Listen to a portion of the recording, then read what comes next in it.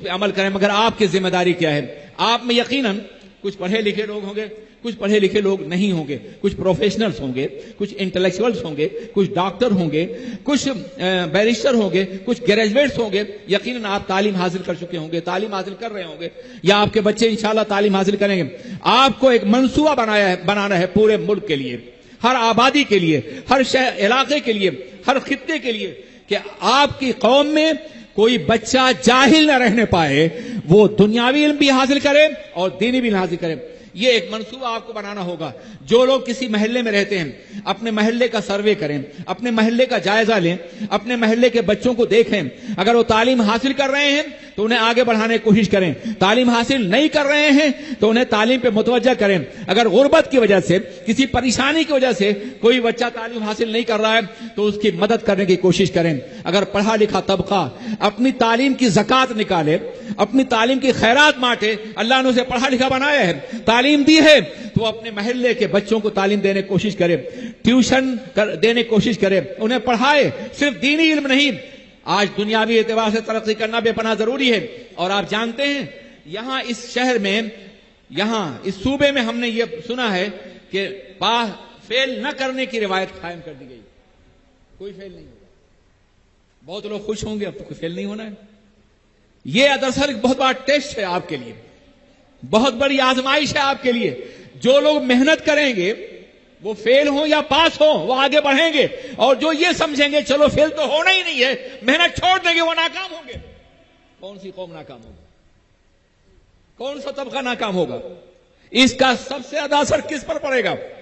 وہ لوگ جو رات بھر جوا کھیلتے ہیں, رات بھر گھومتے ہیں, دن کو بچوں کو پڑھانے کی پرواہ نہیں ہے, جن کے گلیاں جاگتے رہیں, کیا ان کے بچے تعلیم حاصل کر کے آگے بڑھیں گے؟ یہ مفید بھی ہے, نقصان دہ بھی ہے. ان لوگوں کے لیے مفید ہے جو اپنے بچوں کو دن رات محنت کر کے آگے بڑھائیں گے. ان کے لیے بہت نقصان دہ ہے جو اپنے بچوں پہ توجہ نہیں دیں گے. خطرہ یہ ہے کہ کہیں آپ کی پوری قوم بھی اس کے بنیاد پہ جاہل نہ رہ جائے, آگے بڑھنے کی صلاحیت نہ ہو. GCSE کرنے کے بعد یا ہائی اسکول کے بعد وہاں تک امتحان نہیں ہوتا ہے, وہ آگے نہ بڑھ سکے. یہ انتہائی خطرناک بات ہے. آپ اس بات کی کوشش کیجئے کہ آپ کا ہر بچہ تعلیم یافتہ ہو, اور اس کے لیے ضروری ہے کہ جو لوگ تعلیم یافتہ ہو اپنے محلوں میں باضابطہ ایسا نظام قائم کریں, کسی گھر میں, کسی مسجد میں, کسی کونے میں, کہ محلے کے سارے بچے آئیں. جو بچے پڑھ رہے ہیں ان کو مفت ٹیوشن فراہم کیا جائے, اور جو بچے نہیں پڑھ رہے ہیں ان کو پڑھانے کی کوشش کی جائے. اجتماع میں آپ اس بات کا عہد کر لیجئے کہ ہماری قوم کا کوئی بچہ جاہل نہیں رہے گا. اگر آپ یہ عہد کر لیں تو واللہ العظیم انقلاب آ سکتا ہے, بہت کچھ ہو سکتا ہے. آپ یہاں صرف اس لیے نہیں آئے ہیں کہ آپ سن کے چلے جائیں. یہاں پیغام دیا جاتا ہے جیسا کہ حضرت دیا, یہاں نصاب عمل بتایا جاتا ہے. اس لیے پوری آبادی کے لوگ نہیں بلکہ پوری قوم مسلم کی ذمہ داری یہ ہے کہ آپ ہر بچے کو تعلیم دلانے کی کوشش کریں. جو غربت کی وجہ سے تعلیم نہیں حاصل کرتا اس کے لیے وسائل فراہم کریں. جو فیس نہیں دے سکتا آپ اس کو فیس دینے کی کوشش کریں. بہت سی رسمیں معاف کیجیے گا ہمارے ہاں ایسی ہیں جو ضروری نہیں ہیں, جائز ہیں, حضرت معاف کیجیے, جائز ہیں وہ, مگر ضروری نہیں ہیں, لازمی نہیں ہیں. ان سے قوموں کی تعمیر نہیں ہوتی. آپ سینکڑوں ٹن غلہ باضابطہ طور پر پکا کے کھلا دیتے ہیں لوگوں کو, بڑی اچھی بات ہے, ضرور کھلائیے آپ, لیکن اگر وہی پیسہ بچوں کی تعلیم پہ خرچ ہوتا تو کل آپ کا مستقبل روشن ہوتا, کل آپ کی زندگی روشن ہوتی, کل آپ کا مستقبل سنورا ہوا ہوتا. آپ پیسے خرچ کرتے ہیں مگر صحیح مقام پر نہیں. آپ پیسے خرچ کرتے ہیں, کئی ہزار چادریں قبروں پہ چڑھا کر کے ان چادروں کو باضابطہ اپنی بچیوں کے لیے آبرو کا دوپٹہ بنائیے, دین پڑھائیے انہیں. میں یہ نہیں کہتا چادر مت ڈالیے, ایک چادر ڈال سکتے ہیں, مگر خدا را ہوش کے ناخن لیجئے. ہم دن بدن زوال پذیر ہوتے جا رہے ہیں, دن بدن نقصانات سے دوچار ہو جا رہے ہیں. کل ہمارے بچیوں کے سروں سے چادر کھینچی جائے گی اور کھینچی جا رہی ہے. ابھی یورپ کا ایک واقعہ سامنے آیا ہے کہ اسکول کے لڑکوں نے ایک بچی کا نقاب چھین لیا ہے. ایسے موقع پہ قبروں پہ چادر کی ضرورت نہیں ہے, بچیوں کے سروں پہ چادر کی ضرورت ہے. غیرت کی چادر, آبرو کی چادر, علم کی چادر جسے آپ کو پڑھانا ہے. میرا کچھ نہیں بگڑے گا, ممکن ہے کچھ لوگ ناراض ہوں, میں چلا جاؤں گا یہاں سے, مگر آپ کو فکر دے رہا ہوں، سرمایہ خرچ کیجئے مگر جہاں خرچ کرنا ہے، جس کی ضرورت ہے، جس کے ذریعے سے آپ اپنی قوم کو آگے بڑھا سکیں گے، اپنی قوم کو اوپر اٹھا سکیں گے۔ آپ ممکن ہے ڈاکٹر ہوں، آپ ممکن ہے انجینئر ہوں، آپ ممکن ہے سرمایہ دار ہوں، لیکن آپ کو عزت نہیں ملے گی۔ دنیا یہ کہے گی کہ یہ جاہل قوم کا ڈاکٹر ہے، یہ جاہل قوم کا جاہل قوم کا پڑھا لکھا ہے۔ اگر آپ سرمایہ دار ہیں ہوں گے، لیکن اگر آپ نے پوری قوم کو نہیں اٹھایا تو لوگ کہیں گے یہ غریب اور فاقہ کش اور مزدور قوم کا امیر ہے اور سرمایہ دار ہے۔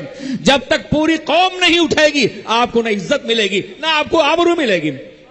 اس لیے ضرورت اس بات کی ہے کہ آپ پوری قوم کو پڑھائیں، پوری قوم کو غربت کی دلدل سے نکالیں، پوری قوم کو آگے بڑھانے کی کوشش کریں۔ اور اگر آپ عہد کر لیں اللہ کی قسم تو چند سالوں میں اس شہر نہیں بلکہ پورے ملک کی تقدیر بدل سکتی ہے، پورے ملک کے حالات بدل سکتے ہیں۔ اب سننے کا زمانہ نہیں ہے، اب کام کرنے کا زمانہ ہے۔ اب قوال کا زمانہ نہیں ہے، اب مال کا زمانہ ہے۔ اب صرف بات کا زمانہ نہیں ہے، ورک کا زمانہ ہے۔ حالات بہت ہیں ہمارے خلاف، زمانے کے بہت سے چیلنجز ہیں، بہت سی دشواریاں ہیں، اور یہ چیلنجز اس لیے ہیں کہ ہم نے سستی اور کاہلی کے ساتھ صدیاں گزار دی ہیں۔ 1-2 سال نہیں، صدیاں، کئی 100 سال گزر گئے ہیں کہ ہم نے تعلیم کے راستے میں کام نہیں کیا ہے، ہم نے کوئی نئے باضابطہ طور پر کوئی بڑا کام نہیں کیا ہے۔ آج ہم بعض قوموں کے بارے میں جو بھی کہتے ہوں، لیکن ان قوموں کا یہ عالم ہے کہ سائنسداں ہیں تو ان کے اندر، متکلمین ہیں تو ان کے اندر، فلسفی ہیں تو ان کے اندر، کامیابی حاصل کرنے والے تو ان کے اندر۔ آپ نے کچھ کیا کیا ہے؟ آپ کا کیا خیال ہے؟ آپ نے کتنے افراد پیدا کیے ہیں؟ کیا آپ نے سائنس اور ٹیکنالوجی میں کوئی چیز ایجاد کی ہے؟ کیا آپ نے سرمایہ میں کوئی ایسی تجارت کی ہے جو پوری دنیا پہ چھائی ہوئی ہو، اسے جانا جاتا ہو؟ کیا آپ نے کوئی ایسی چیز پیدا کی ہے جو دنیا متعارف ہو؟ کہیں نہیں، کچھ بھی نہیں۔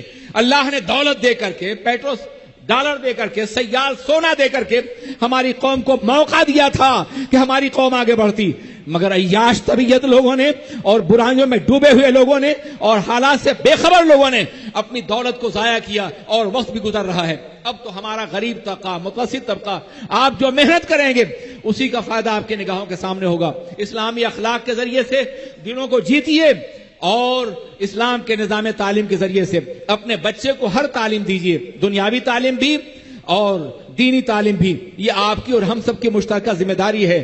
کل سے اس کے بعد کوئی کل نہیں ہے۔